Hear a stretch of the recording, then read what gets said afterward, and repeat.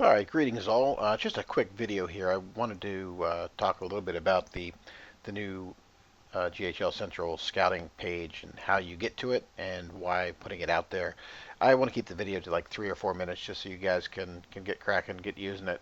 But so as far as the reason I put this out there, I think the NHL actually uses their NHL Central Scouting where all the teams will pull together and they'll have scouts that'll go out and scout folks and provide a report to a central location so the teams can use that. Now they still have their own scouts and everything. So what I wanted to do was sort of replicate that in the GHL. So I've used something very similar to this in the past when I've been preparing for the drafts, and the reason I have is because in the past most of my time is spent getting the league ready to go. I don't have a lot of time to really devote to examining all the different players that are available. So my time, I needed to have to concentrate on an efficient way to get this information. So I would be slapping some tables together, but I thought it might be a good thing to slap together for everyone. And I think next year what I'm going to do is we'll have this sort of tied or based on when you pay your dues, this page will become open to you. So the earlier, the better. So one of the main reasons I wanted to do this too, I know a lot of the guys spend a lot of time during the draft, and they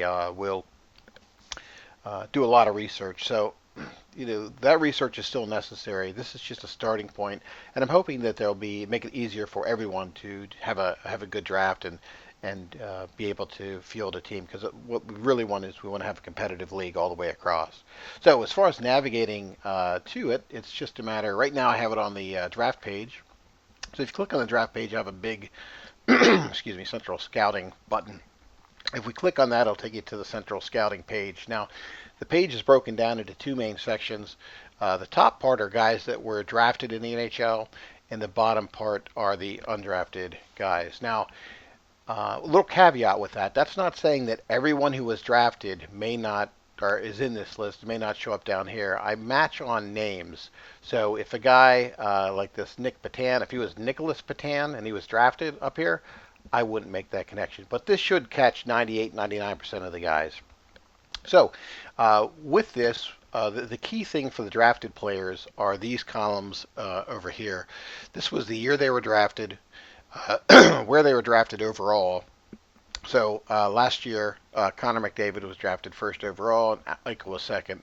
So these are only showing the available guys that are left too. These are only are the players that are available for the draft. So they'll either show up for our draft. They'll either show up here or they'll show up down here. The other key information for them, the height, the weight, their offensive rating, defensive rating, and if you notice down here, the tech and athletic ratings if they happen to be goalies. So you can page through here to take a look at the different guys, and as you can also sort on the different columns here as well. So this is really a tool to help you guys make good selections in this draft and upcoming drafts. The nice thing about this tool is it's going to be online. It's part of the website. So as Connor McDavid leaves the board, he'll no longer show up. As someone drafts him, he'll drop from this list dynamically. So hope you guys find it useful. I'm going to get this video posted out there so I can get the link, get the website updated. And if you have any questions, post them on the board. All right, take care, guys. Thanks.